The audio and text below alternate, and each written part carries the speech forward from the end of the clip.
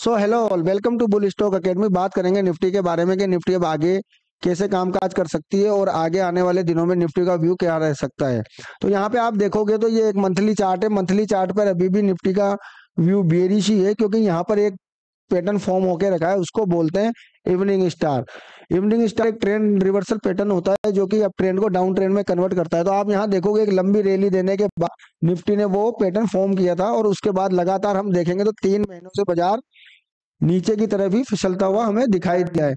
लेकिन बात क्या है ना कि बीच बीच में बाजार में छोटे मोटे रिवर्सल देखने को मिलते हैं, जो भी एक टाइम फ्रेम का ही हिस्सा होते हैं, क्योंकि ये मंथली चार्ट है। तो मंथली चार्ट बनने में भी टाइम लगता है और उसके टारगेट्स आने में भी टाइम लगता है। इससे पहले भी एक बार निफ्टी में ऐसा देखा गया था जब निफ्टी ने यहाँ पे शूटिंग स्टार पैटर्न फॉर्म किया था, और ये बात भी उसी टाइम नवंबर दिसंबर की है। और अगर मैं आपको दिखाऊं एग्जैक्ट, तो यहाँ पे जो पैटर्न फॉर्म हुआ था वो 1 दिसंबर 2021 को हुआ था। उसके बाद लगातार एक तेजी के बाद हमें यहाँ पे बाजार ऊपर की तरफ जाता हुआ दिखाई दिया, और उसके बाद अभी जो फिलहाल यहाँ पे एक पैटर्न एक्टिव है जिसको बोलते हैं इवनिंग स्टार, ये एक्टिव हुआ है नवंबर में। तो यहाँ पे अभी भी हमारे पास काफी वक्त है इसके टारगेट के लिए, क्योंकि जो मंथली चार्ट का व्यू होता है वो 1 से 6 महीने का होता है। तो 1 से 6 महीने तक आपको ये बाजार नीचे की तरफ आता हुआ दिखाई दे सकता है। अब बात हम करते हैं तो यहाँ पे हम लगाते हैं वीकली चार्ट। वीकली चार्ट पे अगर हम देखें तो हमें यहाँ पर एक डोजी टाइप फॉर्म होता हुआ दिखा है। मतलब लास्ट वीक में बाजार में कुछ ज्यादा मूवमेंट देखने को नहीं मिला है। बाजार पूरा एक रेंज में ही रहकर क्लोजिंग देके गया है। कहने का मतलब है कि एक गिरावट के बाद 2 दिन बाजार ने पॉज लिया, 2 वीक, उसके बाद फिर एक गिरावट देखने को मिली, फिर एक हमें एक बाउंस मिला, उसके बाद फिर बाजार नीचे आता हुआ दिखा। तो यहाँ पे हम क्या देखेंगे, बाजार लोअर लोज फॉर्म करता हुआ नीचे की तरफ जा रहा है। तो मतलब जो लो लगा था जहां से बाउंस लेता है, अगली बार उस लो को भी बाजार तोड़ता हुआ दिखाई देता है। तो देखो यहाँ पे जो बाजार में बाउंस आया था उसको उसने नेक्स्ट वीक में तोड़ा, इस वीक में उसके भी नीचे क्लोजिंग दी है। लेकिन थोड़ा सा यहाँ पे अब एक बायर सेलर का फाइट देखने को मिला, क्योंकि दोनों ही एग्रेसिव यहाँ रहे हैं। ना तो बायर्स ने इसको 23,400 के ऊपर ले जा सके हैं और ना ही सेलर इसको 23,050 के नीचे। तो अब आगे हम कैसे काम कर सकते हैं निफ्टी में, तो यहाँ पे मैं आपको अब चलते देखेंगे हम इसके बाद डेली चार्ट। तो आप यहाँ डेली चार्ट में देखोगे तो हमें, जैसे मैंने लास्ट वीडियो में भी बोला था, अभी तक जो भी कैंडल्स हमें बनती हुई दिखाई दी है वो सब नेगेटिव है। ये भी नेगेटिव कैंडल, ये भी नेगेटिव थी, फिर नेगेटिव, फिर परसों भी बाजार नीचे की तरह भी ओपन होता है और एक डिप लगाता है, उसके बाद एक बाउंस देकर बंद होता है। तो क्या अब इसको हम हैमर मान लें? जी नहीं, बिल्कुल भी ये हैमर नहीं है, क्योंकि इसमें हैमर का क्राइटेरिया फुलफिल नहीं होता है, तो यहाँ हैमर नहीं माना जाएगा।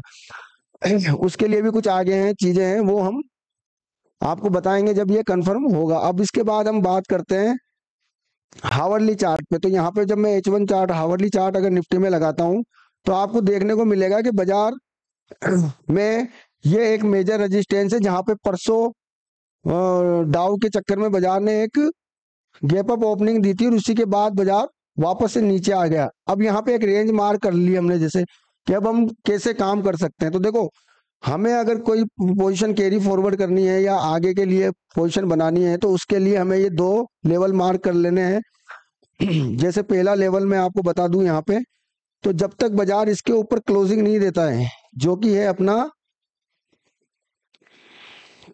23,400 के ऊपर, और नीचे की तरफ अगर मैं मार्क करूं बाजार को, तो यहाँ पे आपको एक लेवल देखने को मिलेगा, जो लेवल है 23,050 के नीचे अगर बाजार क्लोजिंग देता है तो फिर से मंदी हावी होती हुई बाजार के ऊपर देखिए। और हमारा जो अगले टारगेट होंगे वो 23,000, 22,800 के, 850 के आसपास भी बाजार आपको आते हुए दिख सकता है। तो अब ये यहाँ पे हवाली टाइम फ्रेम भी एक हमने ओवरऑल व्यू चेक करने के लिए लिया है। तो यहाँ पे आप देखोगे ये एक सपोर्ट था, ये सपोर्ट, उसके बाद ये रेजिस्टेंस बना है और ये सपोर्ट बना है। तो हो सकता है कि बाजार अभी और कुछ वक्त इसी रेंज के अंदर बिताता हुआ आपको दिखाई दे। तो थोड़ा सा आप अपनी पोजीशनों को हल्की रखें दोनों साइड ही। और अगर आप इंट्राडे ट्रेडर हैं तो उसके लिए बस आप 15 मिनट के चार्ट का इस्तेमाल करके अपना पोजीशन बनाएं और एक टारगेट अपना अचीव होते ही आप यहाँ पर अपने खुद की पोजीशन को एग्जिट कर सकते हैं। तो देखो, अब यहाँ पे हम मंडे को कैसे कामकाज कर सकते हैं। तो देखो, यहाँ पे मैंने लगा दिया ये चार्ट। अब मुझे यहाँ पे जैसे लगता है कि बाजार यहाँ पे एक ट्रेड लाइन बनती हुई दिखाई दी है और यहाँ से भी एक, तो यहाँ पे एक ट्रायंगल टाइप का हमें बनता हुआ दिखाई दिया है, राइट। अगर मैं थोड़ा सा पीछे जाके देखूं तो आपको देखेगा कि ये भी ट्रायंगल के यहाँ पे एक सपोर्ट है। तो अगर निफ्टी अब इस लेवल के नीचे निकलता है, कि जैसा कि ये लेवल जो निकल के आ रहा है, ये लेवल है अपना 23,170 का लेवल। तो मैंने आपको पहले पिछले वाली वीडियो में भी बताया था कि अगर निफ्टी 23,170 के नीचे जाता है तो एक बार के लिए 23,270 के नीचे अगर निफ्टी जाता है, एक सॉरी, यहाँ पे जो एक लेवल है एक बार दोबारा देख लेते हैं अपन। हाँ, 23,175 के नीचे अगर निफ्टी जाता है, तो 23,170 के नीचे निफ्टी जाए तो हमें एक बार के 23,100 और 23,050 के लेवल यहाँ पे हमें देखने को मिल सकते हैं। अभी जो निफ्टी ने क्लोजिंग दी है वो दिए 23,200 के ऊपर। तो यहाँ पे एक बार के लिए आप ये लेवल ध्यान मार्क कर लें कि 23,070 के नीचे अगर निफ्टी निकलता है तो हमें क्या करना है, यहाँ पे एक बार के लिए शॉर्ट पोजीशन हम बना सकते हैं, जो कि हमें लेके आ सकती है कहाँ तक,